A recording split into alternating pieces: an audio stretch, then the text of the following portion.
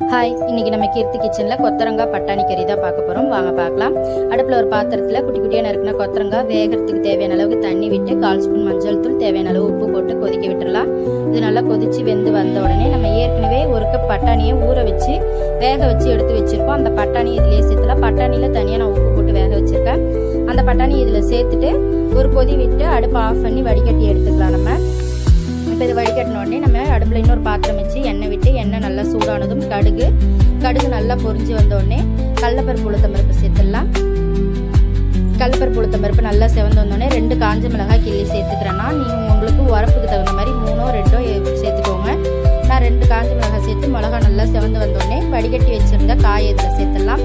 சேர்த்து நல்லா ஒரு பெரட்டி விட்டுட்டு இதில் உப்பு வேணும்னா நம்ம கொஞ்சமாக சால்ட் உப்பு சேர்த்துக்கலாம். செக் பண்ணி பார்த்துட்டு கருவேப்பிலை, 1/2 மூடி தேங்காய் துருவல் இதெல்லாம் சேர்த்து நல்லா பெரட்டி விட்டுலாம். நம்மளுடைய பட்டாணி கொத்தரங்காய் கறி சூப்பராக ரெடி ஆயிடுச்சு. சூப்பராக இருக்கும் டேஸ்ட்டு. கண்டிப்பாக ட்ரை பண்ணி பாருங்கள்.